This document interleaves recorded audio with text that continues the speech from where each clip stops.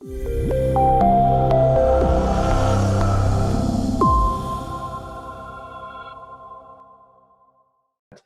is for educational purposes only. This is not medical advice. This is not to be intended or interpreted as medical advice. If you have a health condition, you need to seek out a healthcare provider. This is for educational purposes only. Thank you so very much, Lauren, for inviting me again to speak on your forum, and thank all of you for joining this discussion from all over the world. I see also some familiar names and faces, so I'm very happy to see you all at this time. A few words, as Lauren has asked me to say a few self-introductory things. Where I'm coming from in this lecture, talking about what I know about the treatment of this disease in recent months in China, is that I'm primarily an herb nerd that wasn't originally trained that way. I was educated as a Chinese literature major in Germany, who then went to China in the early 80s, met my future wife there. We were all, we have 250,000 foreigners living in Shanghai at this point. At that point, there were 100 of us in 1982, and they all lived in the same building. So it's very easy to meet under those kinds of circumstances. And I then got my PhD at the University of Chicago in Chinese literature. And in the year that I was graduating, I was diagnosed with cancer as a young man at the age of 28. And that prompted me to kind of put the brakes on. And just like with this epidemic right now, I don't believe in coincidences. There's always some deeper, even though it's some things are shocking and bring us out of our regular routine, there's always something that, as catastrophic as it might be, that lets us reevaluate, in that case, my own life trajectory. And I decided at the beginning just to go back to China for self-healing purposes and Qigong, etc. But I got very interested in, took, while there were no foreigners there, basically got private courses at the university, full Chinese medicine education over a period of 2+ years, and then never left the profession since coming back in 1984, or not coming back. Then I came back the second time was in 1992. And then founded the College of Classical Chinese Medicine at the National University of Natural Medicine in Portland, Oregon, where I still teach full-time. But mostly I have maintained relationships with my teachers in China and friends and colleagues, and go back every year for about 6 weeks or so.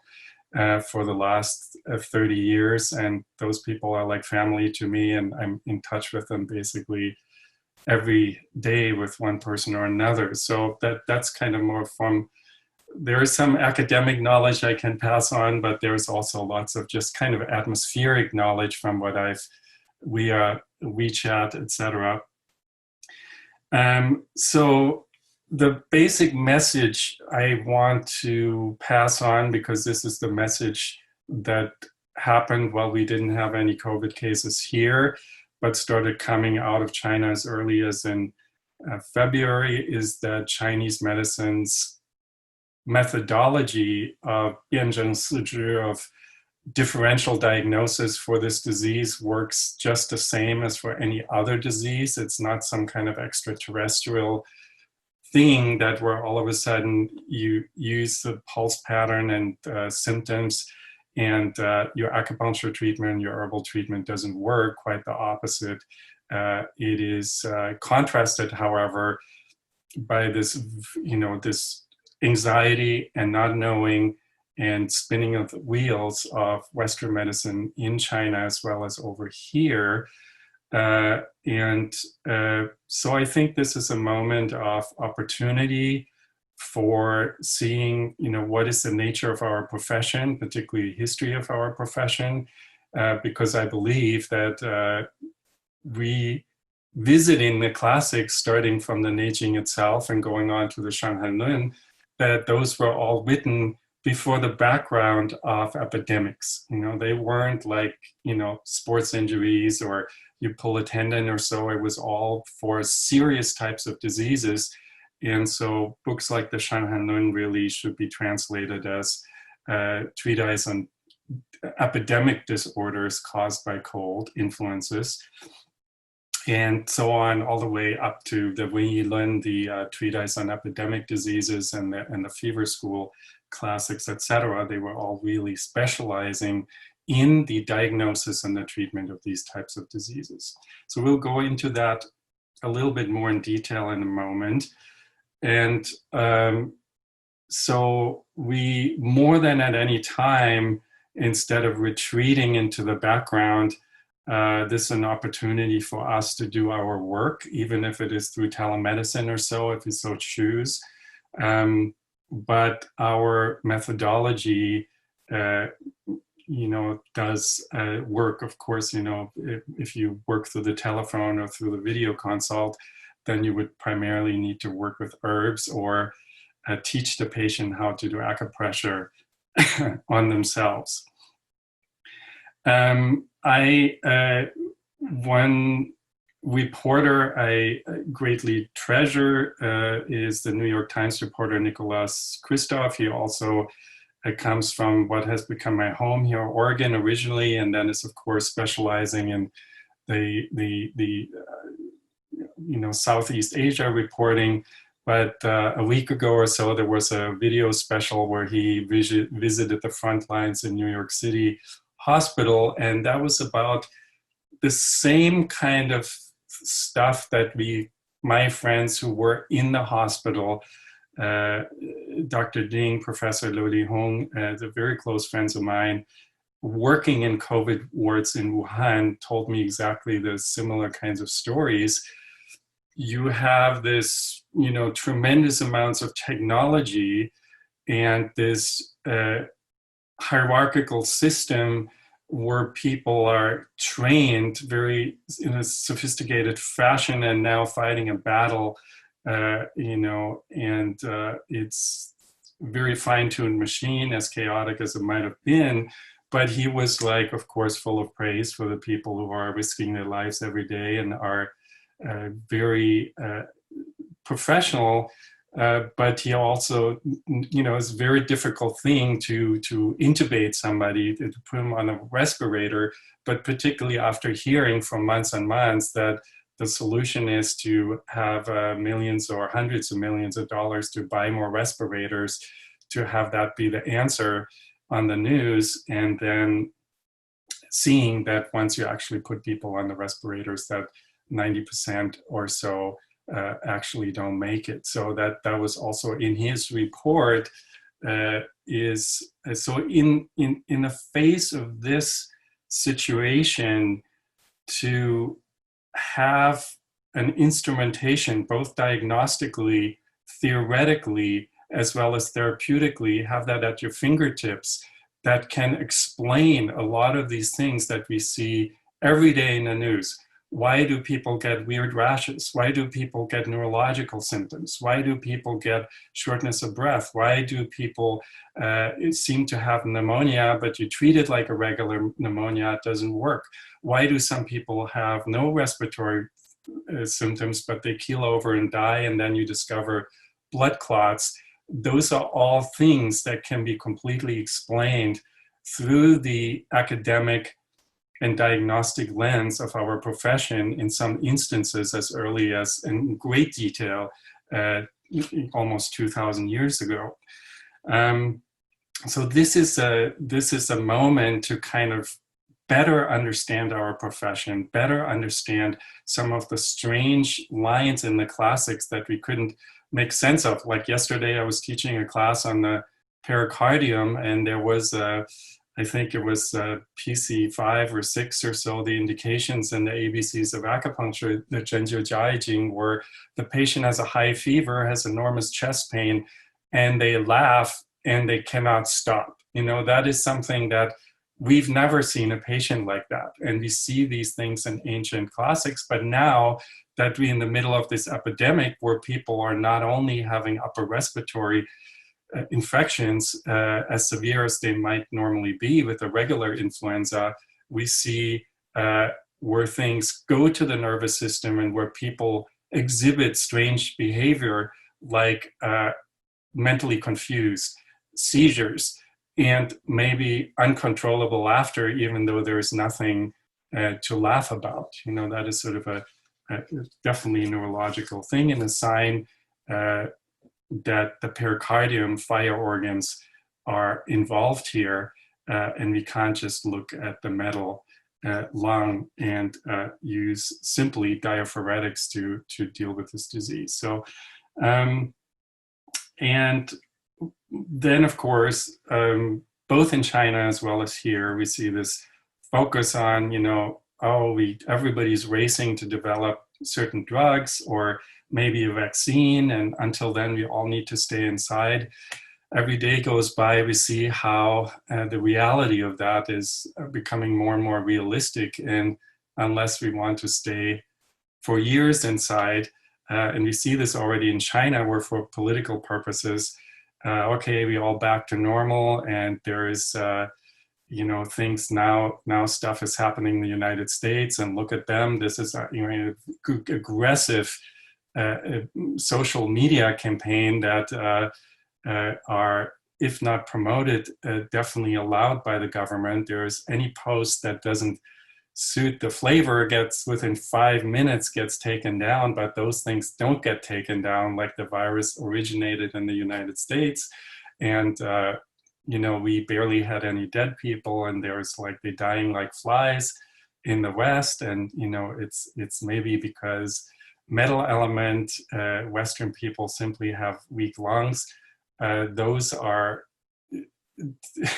definitely highly problematic, I think, in terms of being useful and believable there. But we also see, you know, that now that China is opening, there's already a resurgence of a second wave coming as people starting to go out again. So us just getting locked up all the time and waiting for a vaccine and having a superstitious belief in the powers of science and Western medicine is, that's okay, that's great if people work on that, but that's not our discipline, you know, so we shouldn't shut ourselves in our houses for several years, but should think about what can we do in our profession, what does our profession have to offer. And of course, one of the strongest things that our profession has is this alchemical, this alchemical view of the world, you know, starting with heaven and earth intertwining to fuse to create the 10,000 things, but most importantly, external triggers meets internal terrain, and together that makes disease. It's never just an external thing. It's never just somebody says an angry word and then somebody reacts to that, and that, you know, some people laugh at that, other people just contain it, other people radiate love back, and other people they feel they need to murder that person. So they're completely different reactions, and we see that also from many studies that have been done for ever since the 1918 flu epidemic, where science was trying to go like, what is causing the disease, and injecting viruses into people, blowing it into their noses, going very close, and some people get it and then other people don't, and never being able to say it is this particular virus that is causing the disease. And of course, this disease, this coronavirus, plays a role, but it can't explain why some people get life-threateningly ill really quickly, while other people don't have any symptoms at all, or maybe only have you know, loss of smell or something, or just average kind of flu symptoms, or not even. Whereas this is, of course, very explainable from the Zheng Qi perspective of the righteous qi, our terrain, our defense energy in Chinese medicine. and the Neijing is talking about what we need to guard against is the 虚邪贼风. So it's the opportunity. It's not just any wind, any infection, any external pathogen that causes disease or epidemic disease, but it is a opportunistic, a thieving wind that takes advantage of a pre-existing deficiency in the patient. Therefore, 虚邪, a deficiency, that internal deficiency that needs to meet with an external pathogen, and then creates a fusion where the immune system is overwhelmed and then creates these massive, what they call cytokine storms, and this autoimmune complication where it is really not in the end the virus, but our own over-challenged immune system that is overreacting and freaking out and causing the danger. So those are all very things to consider at the get-go.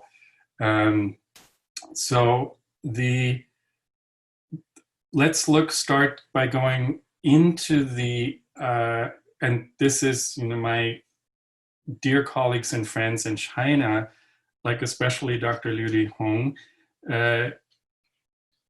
who wrote this very influential book, 思考中医, translated as classical Chinese medicine, that just came out last year by Hong Kong University Press. So that's sort of a manifesto of, the science of ancient principles of Chinese medicine that is not based not necessarily on modern Western medicine integration, Chinese medicine integration ideology that is often used in modern Chinese TCM hospitals.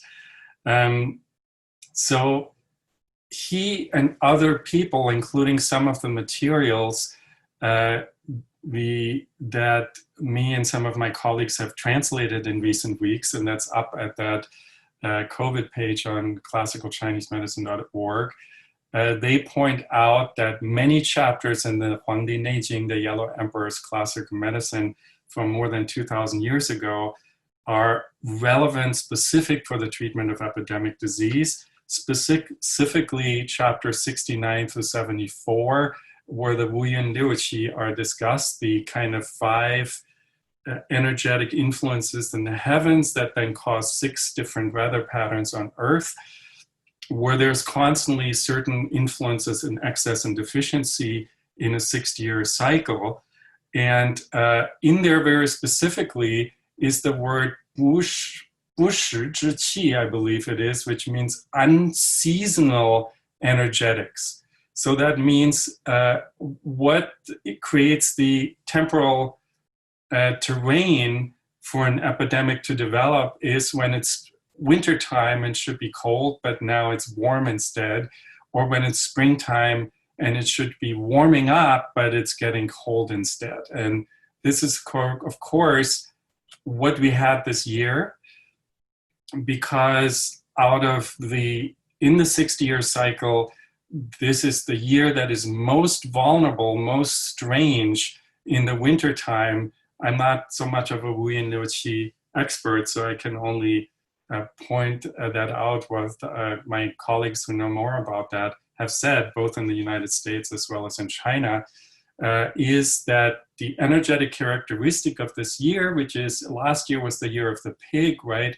And then the year of the rat right now, they are essentially at the bottom of the holo map. If you imagine sort of a yin-yang sign with yang, white rising on the left, and yin, black coming down on the right, and you have the 12 months of the year, or the 12-year cycle around that, or the 12 organ networks around that, and then 12 so-called tidal hexagrams around that, where the yang, 1 yang, 2 yang, 3 yang, 4 yang, 5 yang is building up all the way to hexagram 1 in the first months of summer. That goes with the spleen, or the time from 9 to 11 a.m. And then the yin increasing at the summer solstice and going all the way to 6 yin in the position of the first months of winter, the so-called tense months of the year, which is approximately beginning of November to beginning of December, when hexagram 2 is basically 6 yin lines. So they are indicative of this, basically in the spring and summer, or during the morning and the day, the yang qi comes out of the box. And then during the fall and winter, the yang qi goes below ground, goes into storage. And there is no greater storage than in the late fall or the early winter time, the 9th, 10th, and 11th months of the year. And so we are in a year with the year of the pig and the year of the rat, where we basically hexagram 23 going into hexagram 2, one indicating the time for 7 to 9 p.m. or the 8th months of the year. That's the pericardium is associated with that in Chinese medicine, the microcosm of the body.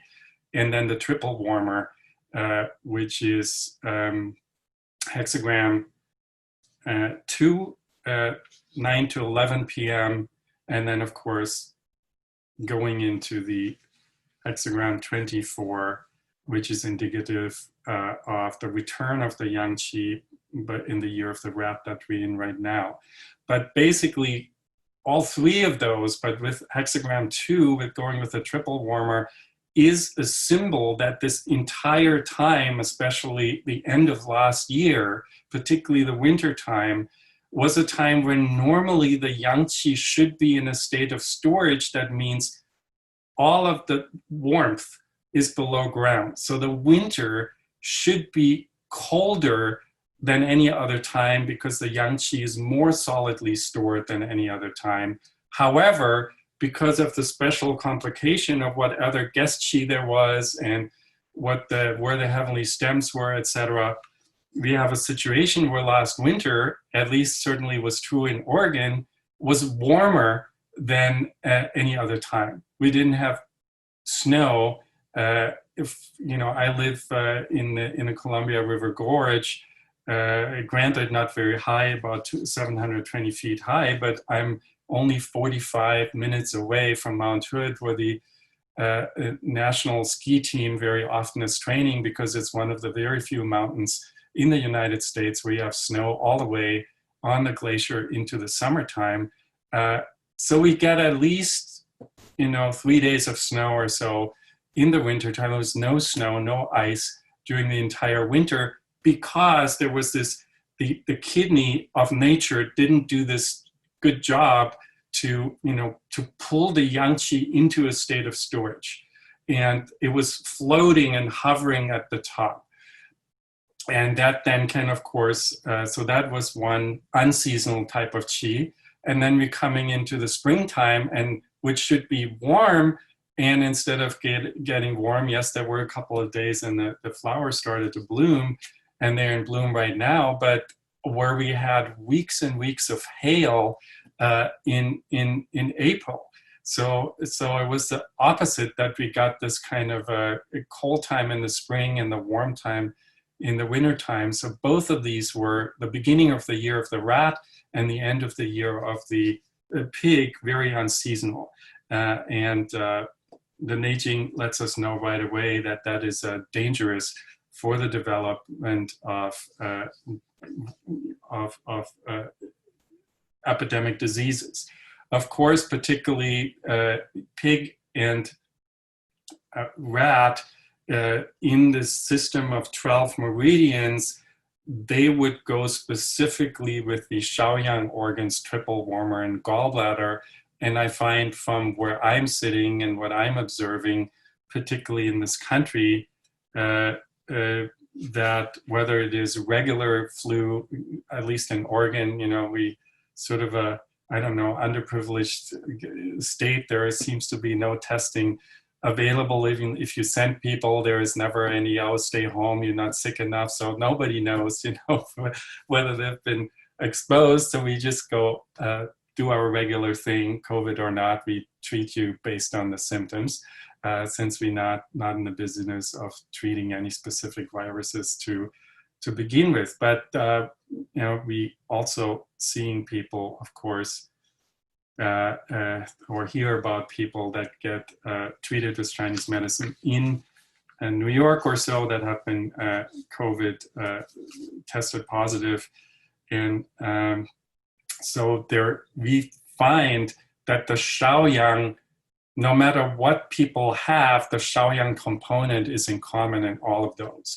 So Chaihu is an incredibly important herb, plum, in addressing that from at least the limited experience I have, not so much with COVID, but just with this yiqi, with this kind of lingering pestilence energy that seems to be in the atmosphere right now, whether it gives us COVID-19 or gives us something else, but that lingering kind of sticky quality where people relapse and for months and months it doesn't get better, and feel under the weather, fatigue every time you think you're better, it keeps coming back, seems to be what is happening. All right, number 2, from the Neijing going on to the Shanghai Lin. The Shanghai Lin is, of course, a magnificent work that gives us very concrete indications, not just what kind of meridians there are, really the 6 conformations, the Liu Jing Bianzheng, the differential diagnostic system that originated with the Shanghai Lin according to the 6 different differently paired meridian systems that are different than the meridian system pairs we have in the 5 element systems, looking at the same organ clock from a different perspective, therefore, is also, of course, a roadmap of how particularly epidemic disease moves from the surface, particularly starting with the Taiyang channel and going deeper to the Yangming and Shaoyang, and then going deeper into the Yin channels and causing more life-threatening damage there, particularly if we go all the way to the Juyin and Shaoyin, to the pericardium, to the heart, to the kidneys, that we hear about now in the news so much. The one other thing, though, that's been forgotten, and it's credit to Liu Lihong, who is one of the main Shanghai Lin experts in China. He in the encyclopedia, in the Zhongyi Dadian, in the Great Encyclopedia of Chinese Medicine, the government commissioned him to write the entry on the Shanghai approach to disease. And since he's written his doctoral dissertation many decades ago about that, and his book, Classical Chinese Medicine, that I just showed you, is also at the core very much about the Shanghai Lin approach to disease in general. He pointed out in his many blog posts and lectures that he has delivered and made available to the Chinese-speaking audience, and some of that translated by us, is that what's been overlooked in many annotated translations, certainly in English, is the preface that precede the Taiyang chapter in the Shanghai Lin, called Shanghai Li, which means examples of Shanghai disease, where it basically points out that particularly in the context of epidemic disease, there is not such a neat progression where we go from Taiyang, it resolves in the Taiyang, becomes a Yangming, it resolves in the Yangming, goes to the Shaoyang, it resolves in the Shaoyang, goes to the Taiyin, etc. But there is this 3 different concepts of complexity syndrome are being introduced, one of them being hebing, that could be translated as combined disease or complexity syndrome, I favor, which is basically the simultaneous, right from the get-go, immediately you get Taiyang and Yangming together, or Taiyang and Yangming, Taiyang and Shaoyang together, or Taiyang and Yangming and Shaoyang all at the same time. Furthermore, he points out something that he felt like you see in the or that he saw personally once he went to Wuhan, a lot when he studied the disease histories. There is also Bingbing, that which is called Bingbing, which means simultaneous affliction, which means instead of resolving in the Taiyang and then moving on to the Yangming or the Shaoyang, it starts with the Taiyang, but then goes on to linger in the Taiyang while simultaneously then also going deeper into the Shaoyang. So rather than resolving in the surface, going deeper and be only present in the Shaoyang, you have Taiyang, Yangming, Shaoyang, all of a sudden all there at the same time. Technically similar to the Hebing, but they have a different technical term here called Bingbing, the kind of simultaneous affliction.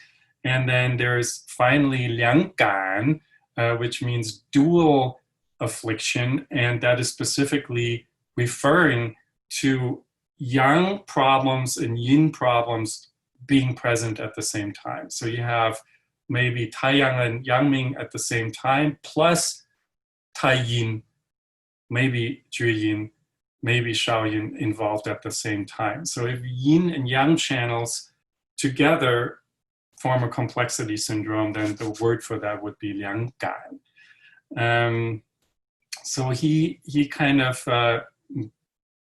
in all of his lectures, brings his own colleagues back to the roots, reminds them, let's not just wait for Western medicine to kind of give us pointers that we then use. The minute we have a symptom, we can treat, and it makes us understand certain chapters that even he said, I'm Shanghai expert.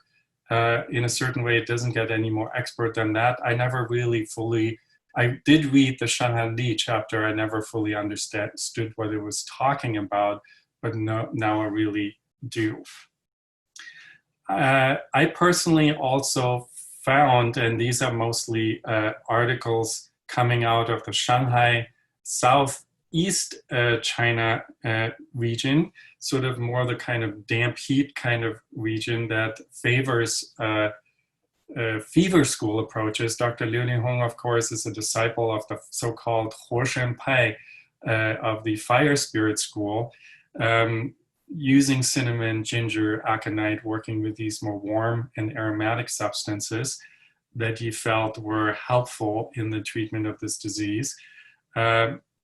Whereas we see more like these kind of aromatic but more bland and temperature neutral types of herbs being used, based on Wu Youke's 16th century work, Wenyi Lun, the Treatise on Epidemic Pestilence, which was exclusively, and this is another thing we need to remember, that we basically have Chinese medicine doctors repeatedly treat hundreds, if not thousands of people in the course of an epidemic, and have like no astronaut equipment, no protective gear, no masks, and then live to tell the tale and write a book about that later and go on to live until their 90s or so. And we are not just talking about COVID-19 like diseases, which of course is very serious, but I would think that something like the bubonic plague or Ebola or something like this is much more severe with enormous death rates, and that these people were sitting there in these kind of environments where people queue up and kind of vomiting blood, and next, okay, like no disinfection wipes or so. So I feel ashamed when my colleagues from China now, after I've asked them for months, how are you guys doing? What can we do? Now they asking us every day, what's going on? Should we, send you some masks? There is like, oh, you are on the front lines. I'm treating some people, but it's not, I'm sitting on 30 acres in the state of Oregon that has very few, with a very intelligent, educated population, and even if I see a lot of patients, then I see 8 or 9 people a day. I don't see hundreds of people who cough or vomit blood on me. And, so I, it's anybody, is in comparison to what people did in the past. None of us, can be a hero in that way, and so just that is very inspiring to me to kind of read also classics that are not so famous, like the Fever School classics, where they're more colloquial language during the Qing dynasty, where there's pulmonary plagues from 1910 or so, where 60,000 people died in Manchuria, what used to be Manchuria in northern China, and just like people describe the kind of mayhem and that was happening at that time, and how these people were at the front lines. And then, of course, we have, out of Wu Youke's effort came the so-called Fever School approach that started with the famous Dr. Ye Tianshi, late Ming Dynasty, early Qing Dynasty, 1700s, who that then ended up being written up, systematized his case studies in the Wenbing Tiaobian by Wu Jitong, or Wu Tang as he is sometimes called, which is this system, this kind of Wei Qi Yingxue diagnostic system, which is another Shanghai Lin-like system from the Wei layer to the Qi layer, to the Yin layer, to the blood layer. This is how epidemic diseases progress. And just using different kinds of herbs while still utilizing Shanghai Lin remedies, there is sort of something that I learned from that approach, and particularly learned from one of my teachers in Xi'an, called Wu Sheng'an, who was a Shanghai Lin master, but favored in some words in his own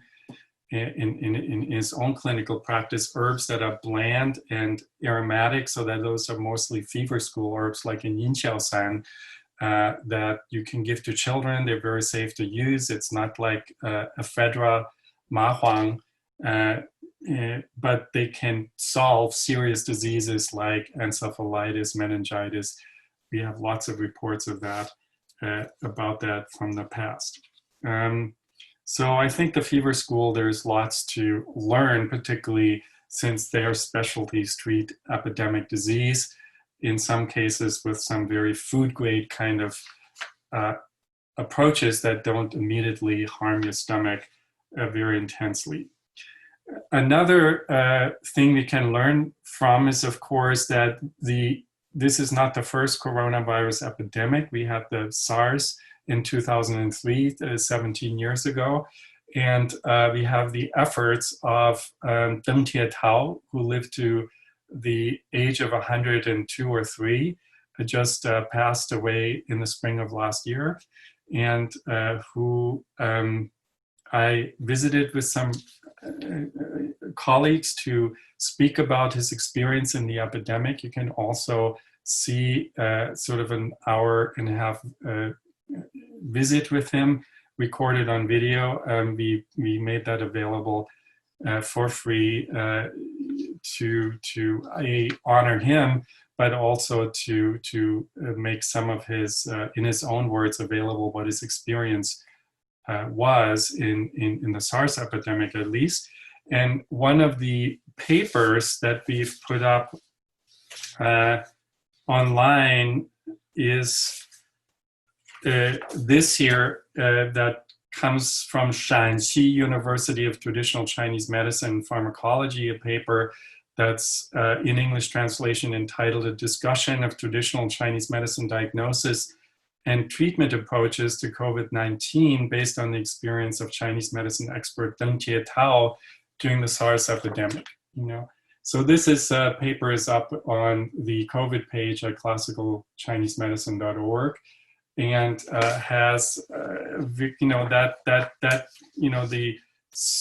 not only is the SARS genome 80% identical to this coronavirus, but also the symptoms very similar. In a certain way, SARS was even more intense than this one, had a higher death rate of 10% or so. And so there's lots to learn from. And interestingly, though, that he was asked and allowed to only at the very end of the SARS epidemic, which was exclusively battled with Western medicine at the time.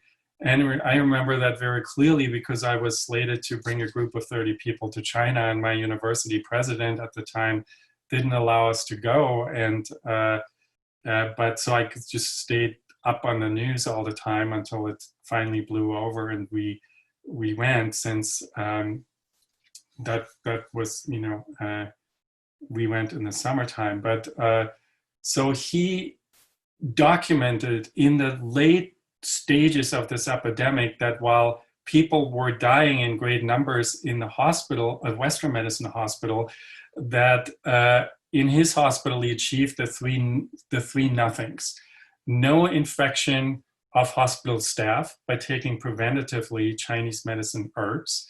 And I should say this, you know, these are of course anecdotal, but there is Professor Hu Changjiang, who is a senior professor at Chengdu University of TCM, who is not only a excellent pharmacologist teaching in the pharmacology department there, but is China's one of the two top experts on Paozhi. He's actually the Paozhi advisor for all of our classical pearls remedies, where about half of the herbs used in there are Paozhi processed according to classical principles. But he's also a believer, and particularly for pharmacologists at Chinese medicine universities, this is not normally the case, is a believer in the traditional science of diagnosis and treatment, and sort of as a hobby has his own clinic treating people and specializing in serious diseases. And so he had, at the time when this was acute, 30 patients he'd seen in the past who asked him to prescribe preventative prescriptions based on Yuping Fengshan, jade screen powder, but lots of other kinds of herbs in there, like that are more diaphoretic, like Lonicera, Forsythia, also antitoxin, antiviral, like Guanzhong, the Dryopteris, particularly the hardy fern root. And so it's a very complex remedy with 15 different things. And people who were literally stapled in their department, you know, after the Chinese government didn't want to do anything similar to here, you know, so we can't, the finger pointing doesn't do anything because nobody really knew what this was. And, you know, we still had on January the 20th or so, when people had already blown the whistle and people were knowing that there was an epidemic, there were still gatherings of tens of thousands of people for Chinese New Year in Wuhan. But then all of a sudden, when the Chinese CDC became involved and the leadership very quickly made a decision to swing the other direction and then radically close down the country, you had people who were then immediately, you were arrested if you weren't wearing a mask on a bus, for instance, or if you were tested positive, you just to make sure you stay inside. In certain districts, the local leaders made the decision to literally staple the door in, you know, so at the time you had lots of videos where people were outraged, but then immediately government censors would take that down off WeChat. But, you know, my Chinese friends, they're on their phones all the time. So particularly social distancing, there was nothing else to do. So they kind of gave me this kind of live stream information a lot. So really draconian kind of measures. And so there were lots of, so they had food through a slot in the door there. And this is not all people, of course. And and had infected and verified COVID-19 positive people together with other members of the family that were locked in the same apartment that is not thousands of square feet, but everybody's still eating together, etc. And they were taking these remedies, and not a single family member,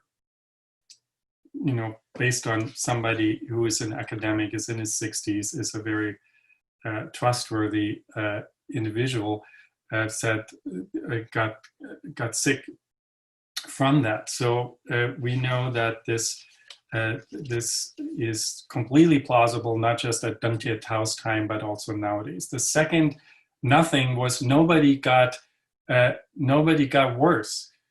So that means nobody had to, you come to the hospital and you have a high fever, but you never go into this severe state where you have heart failure and need to be put on a ventilator or so, or need to be transferred to a Western medicine ICU. So that was the second nothing. And the third nothing, nobody died, which is none of the other hospitals achieved that. So after that, Deng Jietao was already famous, was for a long time the most famous Chinese medicine doctor, not only because he was very humble, not only because he had already written letters to Mao Zedong himself decades before, urging them to not throw out the baby with the bathwater and honor the traditional ways of diagnosing with Chinese medicine. And, just a very, if you watch his interview with him, you can just see what a great individual he is. And of course, he himself entirely, every day doing Tai Chi, doing Chinese medicine dietetics, never taking any Western drugs himself, and then making it to a ripe Sun Sum Yao age or even beyond to live to 103. He's really an excellent model for what you can do if you actually walk your talk. So he's a formidable influence, but nevertheless, we come now into the year 2020, and all of these lessons been somewhat forgotten. And the Chinese government is now shutting everything down.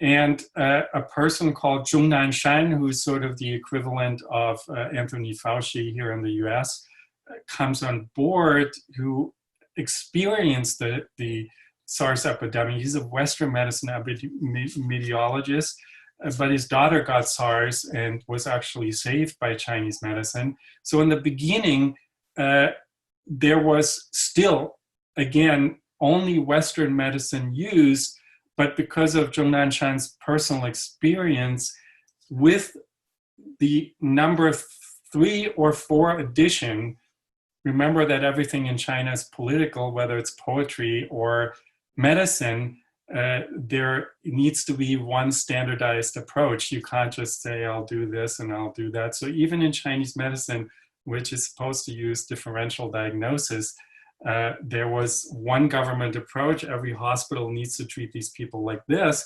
And then every few days or every week or so would be updated.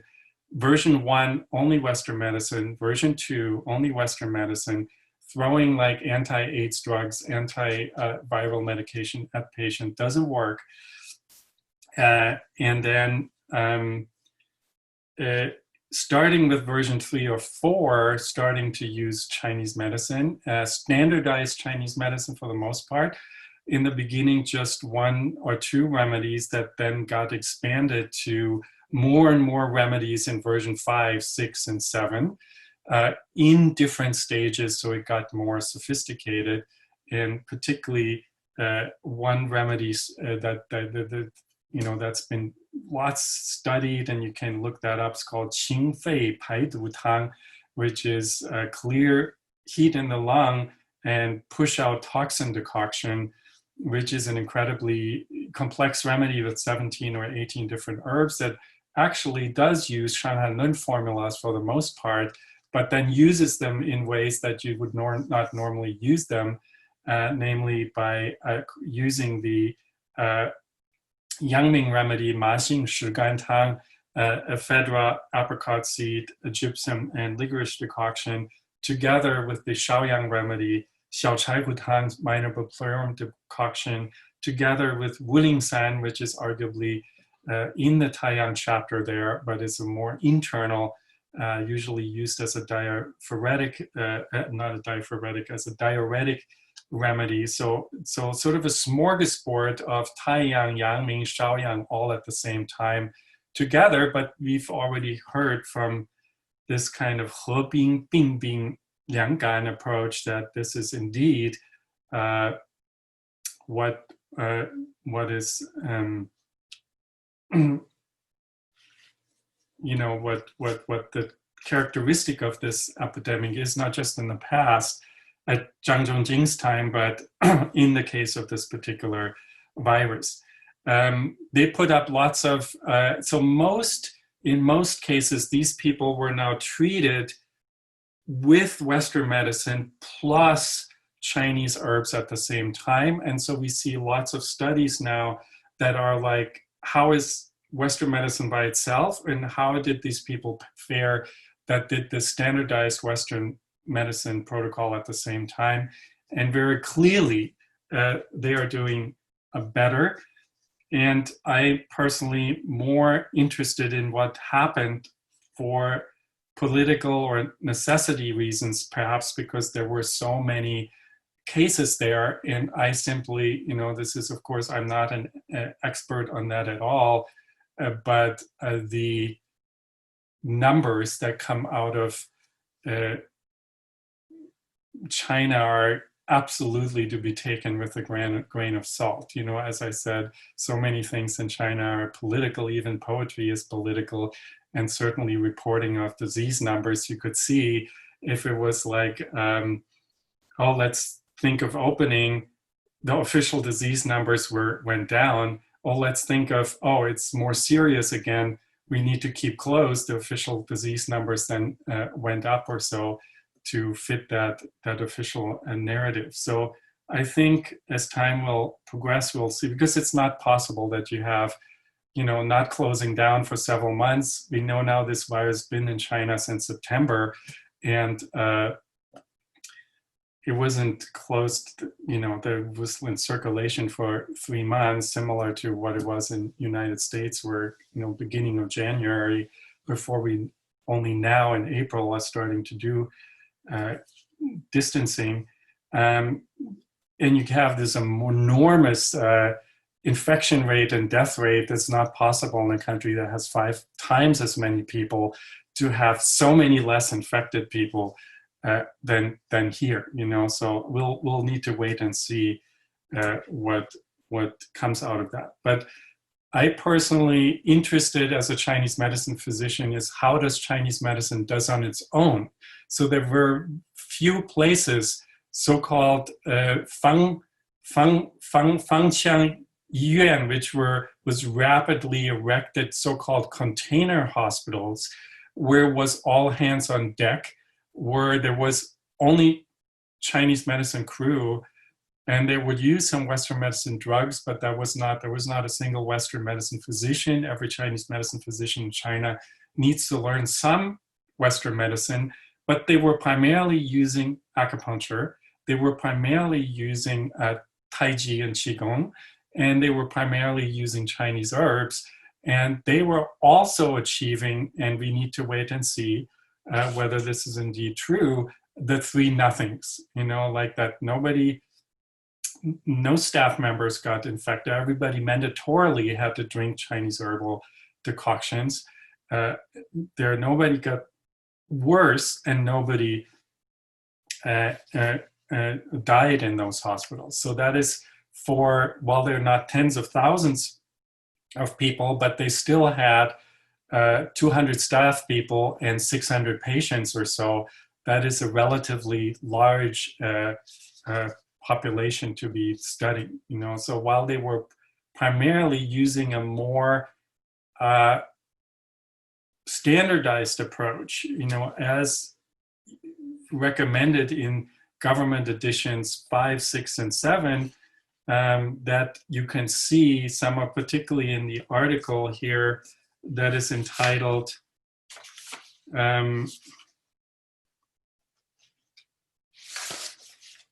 coming out of from published by Chinese Archives for Traditional Chinese Medicine, translated into Expert Consensus Statement on the Prevention, Diagnosis, and Treatment of COVID-19 Infection in Children, also up on the classicalchinesemedicine.org COVID page. What you have in there, and I didn't repeat it in some of the others because it's after a while gets boring because just repetitive. It's while this seems to be about children, you can see there it's the same approach is true for adults. You know, that is basically a reflection of version 7 of the government approach. Stage number 1, stage number 2, people with diarrhea, people more severely ill with high fever, people who need to go on the respirator and go into heart failure. So you have these different stages. And so you see the government approach reflected in there. Then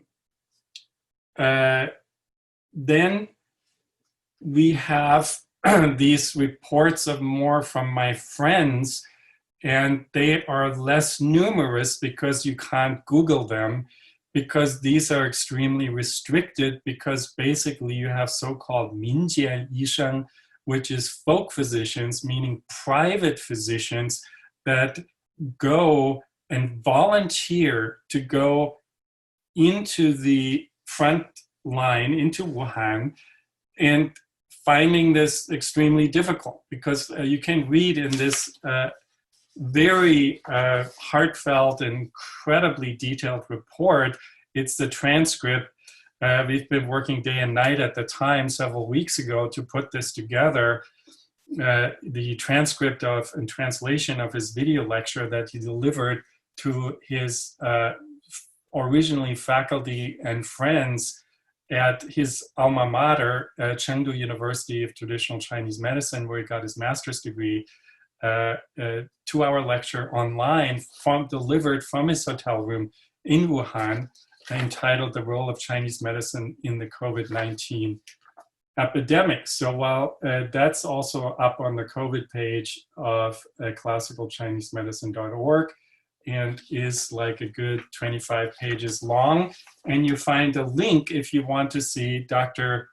Liu Lihong speaking with Mask et al. Directly from Wuhan. That's also now there's a link to YouTube where with the subtitle, this entire script, these entire 25 pages are below him speaking, so you can, if you prefer watching a video more than reading something. But this is not only a vintage Liu Lihong, waxing philosophically, encouraging his profession to believe in the efficacy of this medicine, talking about what kind of Shanghai Lin methods and what kind of acupuncture methods he finds are useful, but also describing in a very detailed form that you don't find because it's too controlled, you know, what China looked like during the lockdown. It was, you know, he said it was like Wuhan was like a ghost town. We were riding in our car and there were all of these lines of cars. Nobody was allowed to go into Wuhan. And there are these people in full astronaut gear. It was totally scary for us to go in there. And then we were trained for 3 days how to wear the same astronaut gear before we were allowed to go into the treatment rooms, etc., and see these people. And then describing how here, senior Chinese medicine physician, arguably one of the top 2 or 3 famous Chinese medicine doctors, or most famous Chinese medicine doctors in China, it's a household name there, is admitting that he says, until I put my first needle in the first patient, and that person went, oh my God, what just happened? I've been here for 2 months and I didn't get any better. And now after the first needle, because, you know, while he's technically an internal medicine doctor, it took them like a couple of days to get herbs because everything was shut down. They started with acupuncture, and the first needle, the patient had immediate results. And here's Dr. Liu Lihong, you know, professor, doctor, so-and-so, you know, writing this best-selling book and being on all of these academies and TV interviews all the time, who was admitting and said, I felt like a little kid. I was like so scared that everything I had learned before, while I'm preaching about this all the time, that it wouldn't work. That I would do something and the patient would just say, this just hurts, or nothing happening. And here was this dramatic result with the very first patient. And he said that needle opened up that patient's chest, but more importantly, it opened up the heart of our team, because we all were afraid that our modalities wouldn't work. And the minute that happened, we let that worry go and started treating just like our bread and butter diagnostics. And we saw it work, both the acupuncture and the herbs. And yes, there were some things we hadn't seen before, like people get better and then they relapse, and had to learn something from that. But it was truly not any, the basically immediate results there.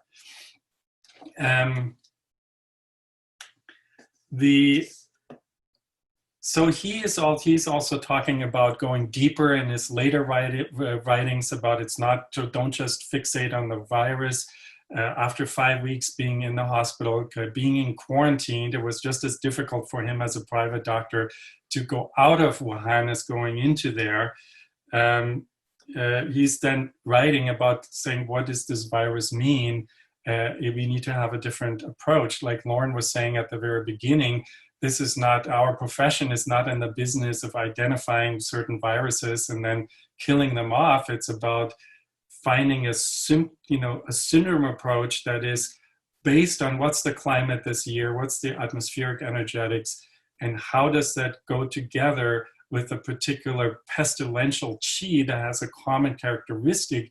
And number three, then, how does that alchemically fuse with the constitution of the patient? So that was sort of like, Dr. Liu Lihong's pep talks here.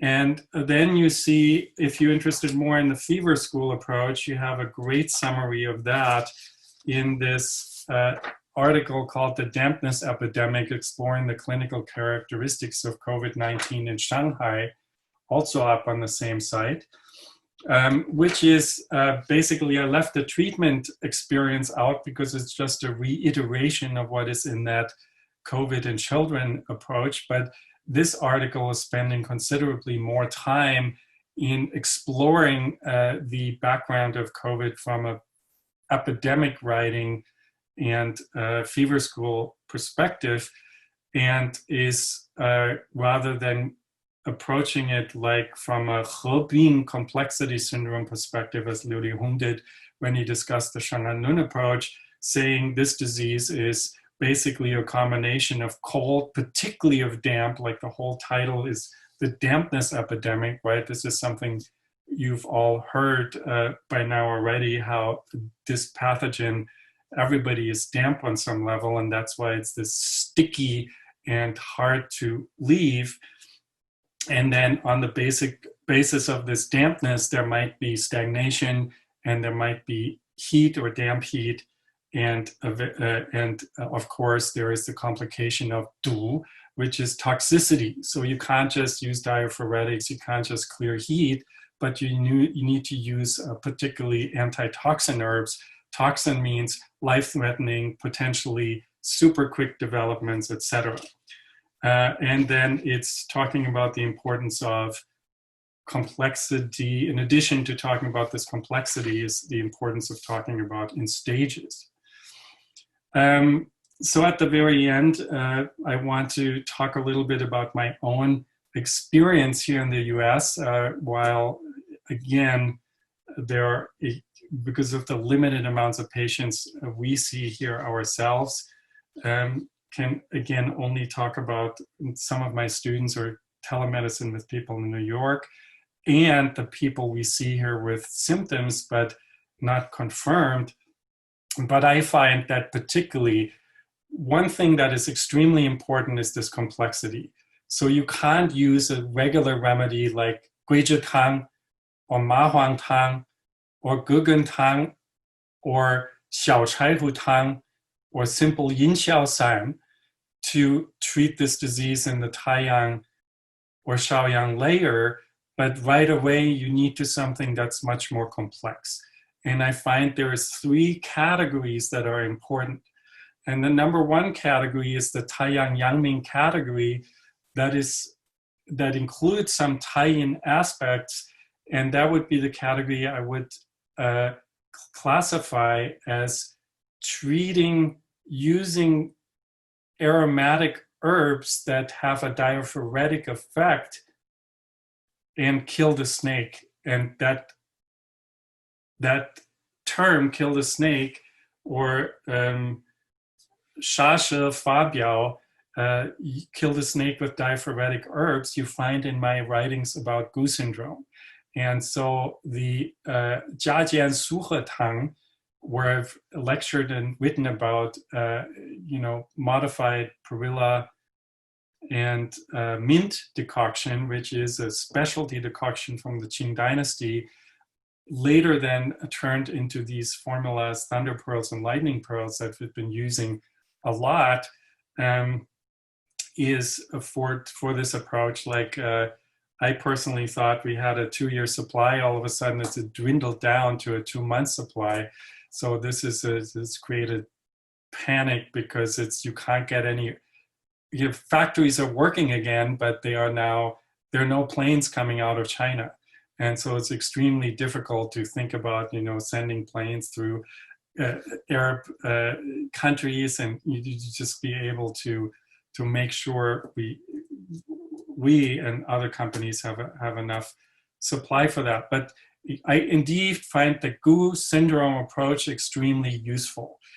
So immersing yourself in the Gu literature, and I've given again lately, did another, I think, Better Health Guy or so, also did a special talk about that. And of course, I should mention I did, in my many recordings with Lauren and Healthy seminars, at the time still called ProD seminars, we have especially recordings about approaching this, a very extremely most relevant, because I believe this virus, with all of its later chronic manifestations especially, needs to be addressed as a Gu syndrome. So inside of these, the most important category, or in this Gu approach, is the combination of aromatic herbs that resolve the surface but are not abrasive like mahuang ephedra, like what they use primarily in China, but uses common herbs that are almost food grade, like honeysuckle. It's called honeysuckle Jinihua on purpose because it's not harming the qi of the spleen. Forsythia lianxiao, Baizhi angelica dahurica, Zisuye, perilla leaf, bohe mint, those kinds of herbs that you can use for longer periods of time, but then pairing those kinds of herbs with internal herbs that nourish the yin and the blood and the qi, but are also aromatic and therefore killing pathogens rather than tonifying the virus or other kinds of pathogens like funguses or spirochetes in the process. Secondly, and most important here though, there needs to be a Chaihu approach. So together with one of these Gu remedies, we've been using thunder pearls or lightning pearls, or Jiajian Suhe Tang, if you prescribe that custom, together with Xiao Chai Wu Tang, for instance, minor beplurum, with Chai Ge Ji Ji Tang, which is beplurum plus Pueraria resolve the muscle layer decoction, particularly when there's high fever and body pain. You find that also in Deng Jie Tao's SARS approach very prominently. And Chai Hu Guizhi Ganjiang Tang, particularly people who normally need a cinnamon, but now it's this kind of sticky damp pathogen that for sure also afflicts the Shaoyang layer, no matter who you are, kind of using Chai Hu and Guizhi together with these aromatic, more fever school-oriented herbs. By the way, Yin Xiao San can go along also with that thunder lightning or Jiajian Suhe Tang category. So we've got category number 1,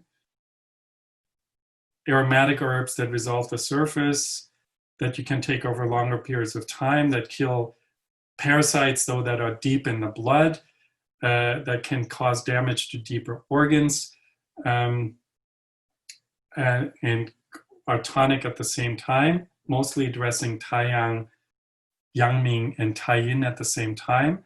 And then having these Shaoyang remedies like Xiao Chai Hu, Chai Hu Gui Zhi Ganjiang, Chai Hu Chai Ge Jie Ji Tang, or East Pearls, Release Pearls, that kind of thing in this other series. So they need to be paired.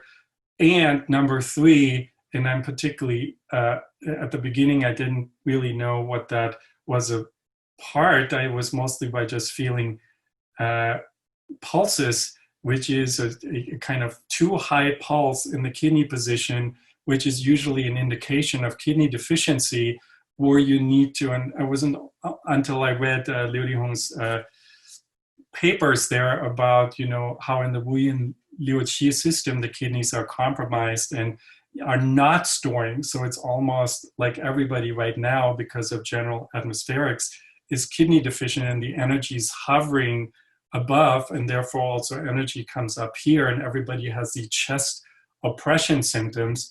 So other than kind of resolving the Shaoyang, and you need to pull energy down from the kidneys, but instead of using aconite right away, as in Qianyangdan, submerge the yang pellet from the fire spirit school, or using dihuang, using sticky 24 grams of sticky Romania for somebody who's most likely damp, to consolidate the kidneys more with a yin tonic, kidney yin tonic herb, using feng shui dan, seal in the marrow decoction with herbs like philodendron and amomum or cardamom that can not only consolidate the kidney, but can clear damp heat also.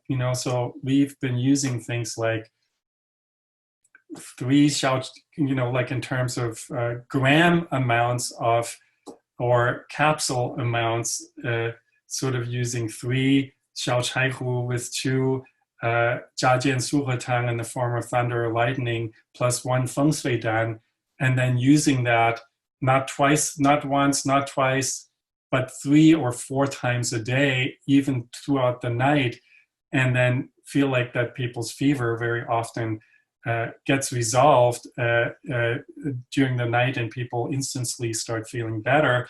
But then one needs to stay on it, even if it's just been taken 3 times a day, and eventually twice a day, and eventually once a day.